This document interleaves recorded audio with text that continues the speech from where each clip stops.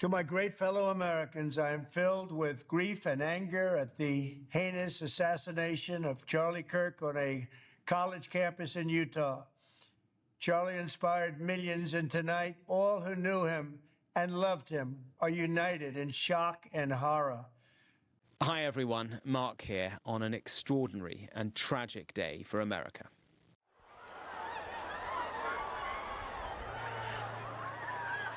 You guys okay? Okay, love you. Be safe. Okay, be safe. Bye.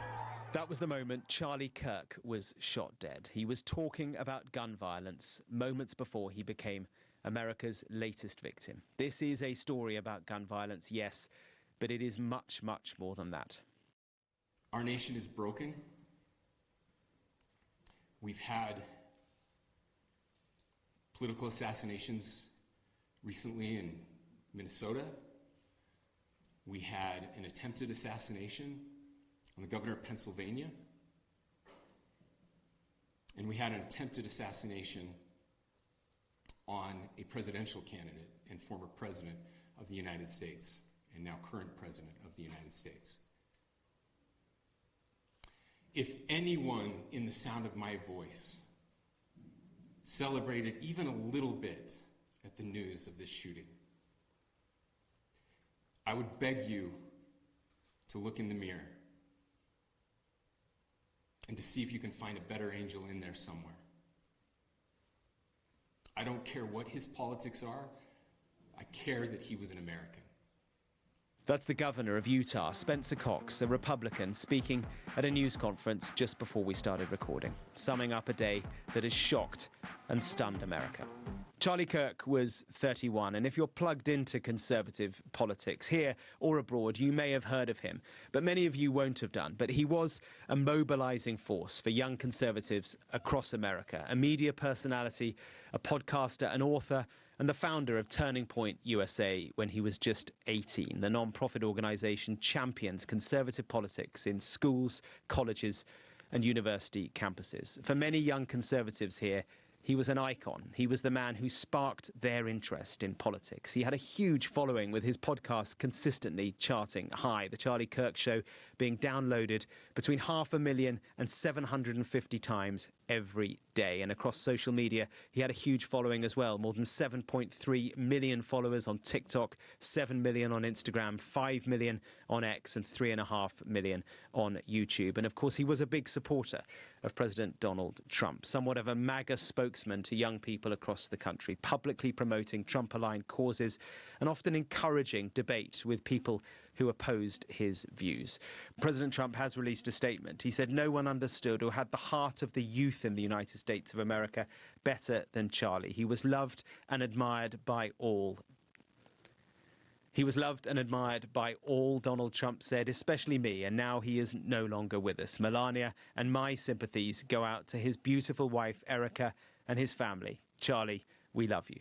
Now, Charlie Kirk spent much of his time travelling to college campuses across the country, encouraging debate and promoting conservative policies and conservative values. And that is just what he was doing in Utah, speaking at Utah Valley University when he was shot. Now, of course, in this political climate, he was controversial, he was provocative, and his views were divisive. And in this episode, we will examine his life, his beliefs, his importance in the political discourse here in America, and what his death means. And to help me, I'm joined by a man who knew him well. Hogan Gidley was Deputy Press Secretary under Donald Trump between 2019 and 2020 during the first term. Hogan, thank you for being with me. Great to be with you. Thanks for having me. Look, first of all, you knew Charlie well. My condolences. I'm so sorry. How are you feeling? I'm still shocked. I'm obviously saddened, but I'm filled with rage as well. These types of acts of violence, a murder, has no place in American political life. Charlie was someone who wanted to debate ideas and did so on college campuses all across this country, open, honest discussions. He was doing that Prove Me Wrong segment that he likes to do, where he basically just talks about topics and he has his opinions and you have yours, and that's how the discourse should go. And what we saw today was an act of violence, of cowardice, of aggression that cannot be excused. that cannot be ignored. These types of things are disgusting. Listen, I remember Charlie from years and years ago, which I'm sure we'll get into, but he and I were just texting the other day because he was going to go do one of these and speak at my alma mater, University of Mississippi in Oxford, Mississippi. And I texted him when I saw that he was coming, and I said, hey, I hear you're going to Ole Miss. I went to school there. He said, of course. He said, you got to come. We're going to have a great time. And I was looking at plane tickets, actually, to figure out how I could make it work toward the end of October there. But now that's not going to happen, obviously. But what he did for this movement and what he did for conservatism, unparalleled. At the same time, what he did to try and showcase the importance of just discussion, just getting out there and defending your ideas, that's what's unbelievable. Talking. He wanted to talk, he wanted to debate, he wanted to discuss.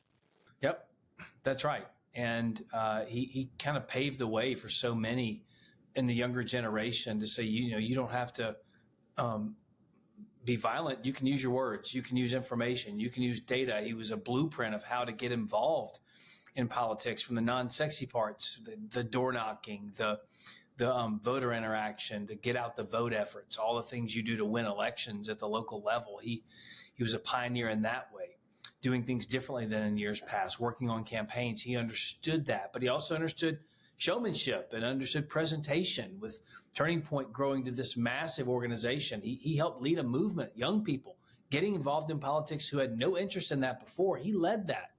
And so he was a pioneer in many ways as well. Yeah, one of the things he became very famous for was online, certainly, was owning the libs, so to speak, fiercely debating left-wing students on gun control, on free speech, abortion, and on much, much more. You're a teacher. Yes. What is a woman? Woman is a social construct that we've agreed upon. So I want to thank you for proving a great point. What? You are why we should eliminate the Department of Education. Thank you very much. My shirt, everybody, my shirt says Charlie Kirk.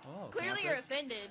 Actually, I'm not. I find it hilarious. In fact, I'm so important that you have to make a shirt with my name on it. I know you're obviously very anti-trans. No, I'm pro-reality. Earlier you mentioned that all the amendments kind of depend on the second one, and my friends and I were talking, and we kind of felt like if the people were to rise up over the government, we don't really feel like our guns would be able to stand up against the U.S. military. The number one way you look in the 20th century that the worst countries are able to take power, Nazi Germany, Soviet Union, Pol Pot, Mao's China, the first thing they did is they took the guns. Taking guns is the beginning of the end of the rest of your freedoms. Look, I think what strikes me about him is his ability to engage young people who may be, apolitical. They may have lost faith in politics, left or right, and he was willing to engage them and to talk to them and to encourage them, wasn't he? He was. And if you watch that clip and others, what he did was ask them questions. You believe this? Why do you believe this? Let's delve into that. Let's peel back the layers. And oftentimes their arguments would fall apart. And he changed some hearts. He changed some minds. He made people angry. But that's okay, because that's part of discussion and honest debate.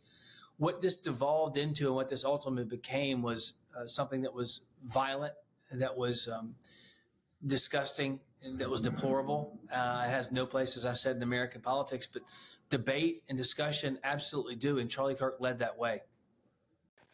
How has this happened in America? Why does this happen in America? How have we gone from, as you described, people being angry with debate, people get heated in debates, people get angry in debates. They don't like it when someone puts across a view that they find abhorrent. But how has it switched from that to this? I think people are sick. I think people are unhinged. I think people listen to ratcheted up rhetoric and think it gives them license to do something this disgusting, this deadly. I think there's a lack of strong parental involvement in a lot of these people's lives. I think there is a lot of lack of going to church and understanding morals. What happened was against the Judeo-Christian foundation of this country, the very American way of life. This flies in the face of all of that. This person who did this unspeakable act clearly has serious problems. They're evil. How it gets there, and I think the temperature has been turned up in this country for quite some time. Turned up, though, but by politicians. I mean, Donald Trump, J.D. Vance, the people who are now in charge, look, I followed them on the campaign. I followed both sides on the campaign. And it's, at times it's angry, divisive politics. Does that lead to this? Yeah, but angry, divisive politics is part of this country's history. What's different is when you have one side in the left calling the right a threat to the republic, when you have the left calling Donald Trump and his administration Hitler. Well, what do you do to Hitler? You can't reason with Hitler. So this is already moving into a position where so many on the left, they make it okay for something like this to happen. It is not. And arguing and not having your defense of your position, learn more, do better. It doesn't give you the license to go out and kill somebody. We need to have political discourse in this country, and it can be heated and it can be angry at times, but it should never, ever lead to this. There's no justification for it whatsoever. Tell me about Charlie, the man, not his politics, but, his upbringing, his family, 2 very, very young children. Yeah, I mean, he got married not too long ago. We were all so happy for him, and he has 2 children, left behind 2 children now. This is so sad. He was so charismatic, so affable, so funny. He loved to be involved in politics and people's lives. He was so smart. The recall ability he had for stats and data always was incredible to me, just watching him. I remember in the White House in the first term, we saw a young Charlie Kirk, a teenager, young early 20s, kind of popping around, and we were like, what is this guy doing? Who does he think he is, being so smart and so ambitious at such a young age? And you realized how good he was even then as to what he wanted to do, how good he was at politics. And he became a confidant of the president of the United States. You'll remember today, earlier, it was Donald Trump who said Charlie Kirk was dead. He confirmed that on Truth Social. It shows you his influence because he would tell the Trump administration, the Trump organization, the family members, if there were problems. He wouldn't just sugarcoat everything. He wasn't a yes man. He would get the data and bring this to them and say, this is where we need to do better. And he would help them get there. That's what was so impressive to me, was he was a doer. He wanted to accomplish things, and he was able to do so in so many ways. What's going to happen now? I mean, what is the impact of this? Because it feels to me to be a huge moment. Are we looking at this being some sort of an inflection point? It is, but what kind of inflection point, what it's going to lead to, is anybody's guess. It's just too early and too raw. This just happened. I can tell you, however, what Charlie Kirk has built is so big and so popular. It will live on in some form or fashion because it is too effective of a political tool, too effective of, an example for young people to just be cast aside because of this tragic, horrific, needless, senseless death. In the introduction, I described him as, a controversial a character, certainly for the left. He was. But then I was looking on X just now, and, people are commenting on him. And someone said he wasn't controversial. He was a patriot.